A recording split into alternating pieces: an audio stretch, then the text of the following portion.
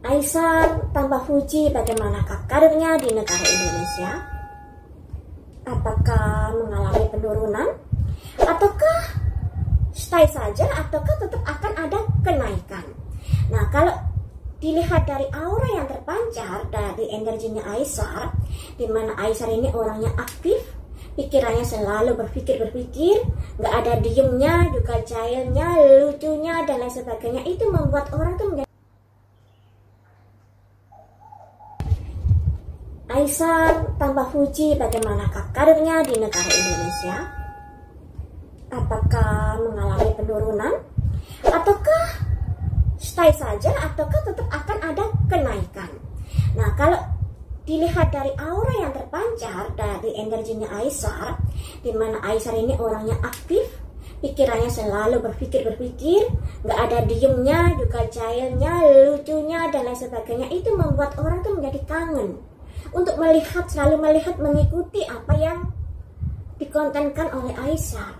Nah, tentunya di sini memiliki nilai plus karena seorang entertain juga harus seperti Aisar seperti ini, tidak membosankan, welcome pada rakyat jelata, membumi, nggak sombong. Apalagi kontennya berbagi. Kalau saya lihat berbaginya tulus di sini. Jadi dia ini baiknya luar dalam membagi rezekinya buat orang-orang yang membutuhkan. Kan kadang-kadang ada seorang konten kreator yang YouTube-nya temanya berbagi, tapi kenyataannya dalam rumah tangganya pelit sama istrinya, itu kan juga ada. Tapi kalau Aisar ini orangnya sangat-sangat welcome, juga sangat tulus dalam berbagi, dan dia juga seseorang yang agamis, seseorang yang spiritual, ada bakat-bakat ke arah sana. Makanya nggak heran kalau dia ikut uji nyali, kemudian yang ada kaitannya dengan kemanusiaan, karena memang jiwanya itu sudah ada di dalam dirinya hal-hal yang semacam itu. Baiklah, kita kembali ke prediksinya Aisar. Bagaimanakah karir Aisar di negara Indonesia? Semoga bisa sukses.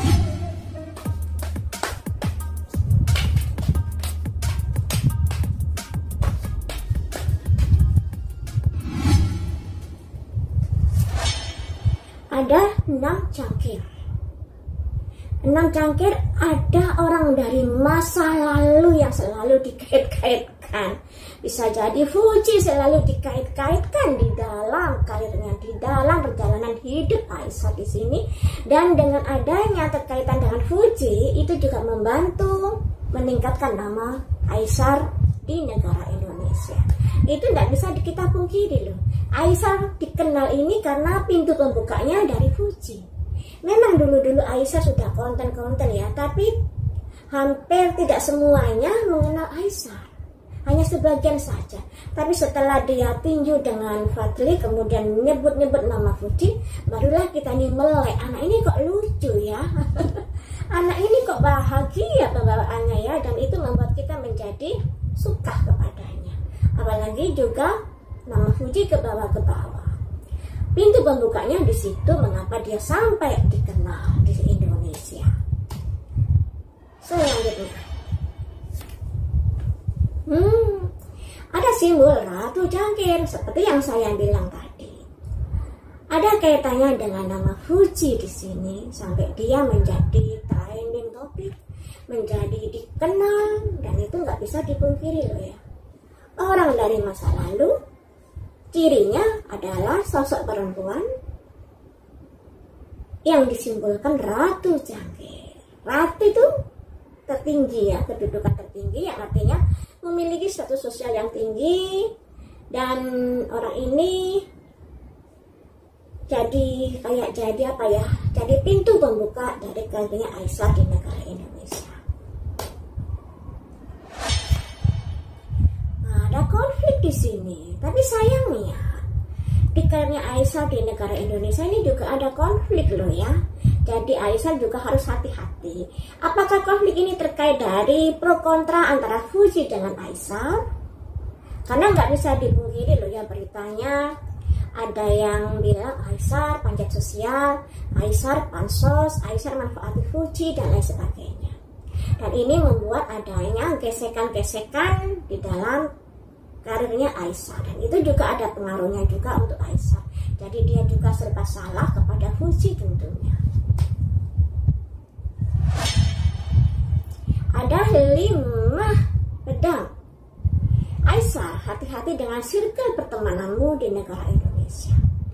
Kamu ini orangnya terlalu baik, terlalu supel, dan kamu tidak menfilter siapa saja yang bisa kamu terima sebagai teman. Nah, ini bisa bahaya loh kalau kamu semua orang kamu rangkul sebagai teman, karena yang namanya orang itu memiliki karakter yang berbeda-beda, memiliki tujuan yang berbeda-beda.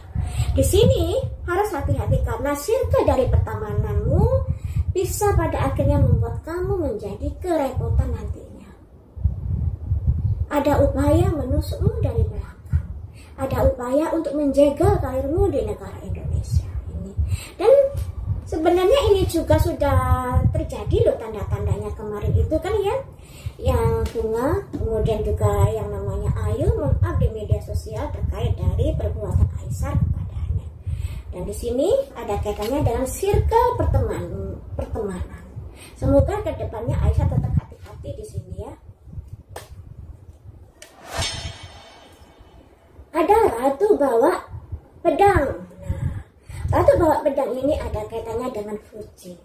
Fuji sebagai pintu pembuka terkenalnya Aisyah di negara Indonesia, tapi kemudian Fuji juga agak menarik diri dari kedekatannya dengan Aisyah, yang dilambangkan simbol ratu bawa pedang. Ini berusaha menarik diri atau berusaha tidak terlalu dekat kepada Aisyah.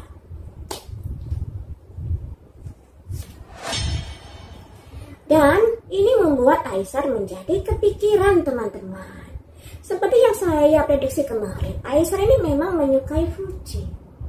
Tapi setelah ada gonjang-ganjeng, dia yang dibilang manfaati Fuji, dia bansos, kemudian katanya Fuji bilang tidak ada lagi yang bisa memanfaatkan adik gue. Tentunya hal ini juga merupakan sindiran untuk Aisyah. Makanya di sini Aisyah terkait dengan Fuji ini gundah gulana pikirannya, serba salah dia. Kalau ada yang tanya gimana kabarnya Fuji dan lain sebagainya, dia pakewo dalam menjawab.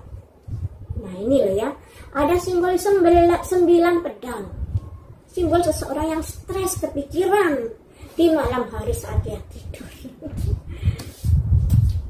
Saya ambil 3 kata lagi untuk perjalanan karir Aisyah di negara Indonesia. Ada simbol Ratu Tongkat. Nah, Ratu Tongkat ini sosok wanita yang tegas di sini. Apakah ini Fuji? Bisa ya, juga bisa orang lain.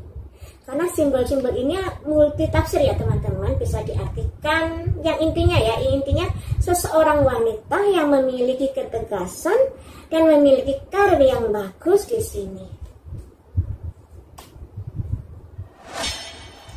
Wish Counselor, oh ini ada kaitannya dengan Fuji. Nah ini sepertinya prediksi ini hampir sama dengan prediksi saya kemarin. Setelah menghadapi kayak kepikiran, tertekan, sampai nggak bisa tidur terkait permasalahannya di media sosial yang dikait-kaitkan dengan dia pansos Fuji, dia manfaati Fuji. Nah disinilah dia sangat hati-hati dalam menyikapi kedekatannya dengan Fuji. Nah tentunya dengan kehati-hatian ini juga membuat jadi salah satu penghambat hubungannya dia dengan Fuji. Karena dari Fuji juga ada upaya untuk tidak terlalu dekat dengan Aisyah. Dari Aisyah sendiri juga berpikir-pikir ketika ingin mendekati Fuji.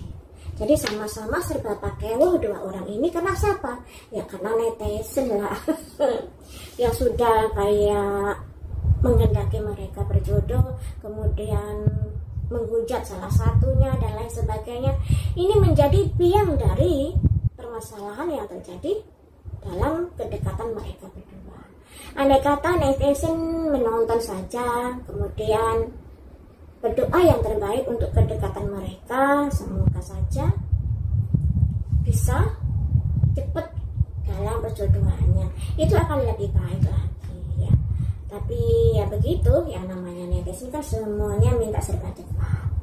Kemudian ditambah lagi dari kakaknya Fuji juga komentar seperti itu. Ditambah lagi ada Bunga Aurelie sama Ayu siapa itu juga mengunggah hal-hal yang seperti itu.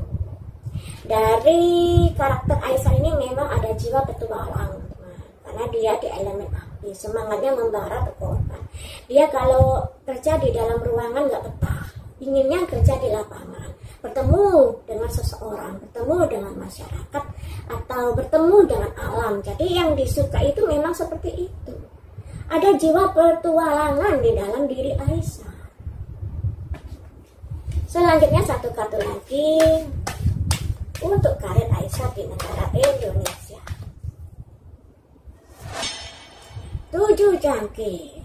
Masalah dengan Fuji pada akhirnya membuat pikirannya juga terganggu. Yang tadinya ingin fokus mendekati Fuji, tapi pada akhirnya ya disisihkan untuk sementara waktu seperti itu. Jadi untuk karir Aisyah di negara Indonesia, tanpa adanya Fuji dia tetap akan bersinar. Hanya saja juga harus hati-hati karena dari circle pertemanannya bisa membuat karirnya menjadi berantakan. Karena Aisyah ini orangnya tidak pilih-pilih dalam pertemanan, sehingga nggak peduli apakah orang ini baik atau jahat, ya diterima saja. Nah di sini juga karena efek dari ontran-ontran yang ada kaitannya dengan Fuji, dia menjadi stres, tertekan, yang pada akhirnya dia kayak hati-hati dalam mendekati Fuji. Ini karena seperti itu. Ternyata yang keluar ini adalah energinya Fuji lagi.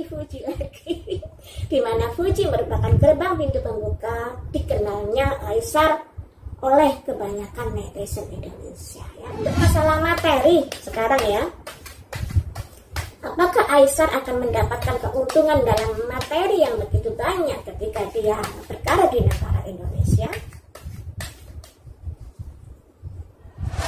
Materi 8 koin. Jadi dia masih kayak meletakkan fondasi di sini karena dia kan masih baru memulai karir di Indonesia. Tapi di sini sudah ada 8 koin di mana dari fondasi-fondasi karirnya nanti bisa ada kemajuan yang luar biasa. Angka tertinggi kan 10 koin, di sini 8 koin.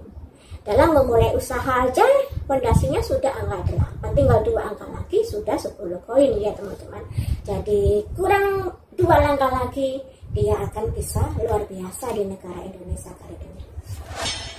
Oh, the Empress. Dia akan makmur. Rezekinya luar biasa di negara Indonesia. Nah, dengan kerja kerasnya dia akan mendulang kemakmuran di Indonesia, dan dia memang cocok untuk kerja berkarir di negara Indonesia. The Empress gambarnya Ibu Permaisuri, gambar kemakmuran, gambar lambang kasih yang luar biasa, sangat bagus. Jadi luar biasa nanti karirnya di negara Indonesia.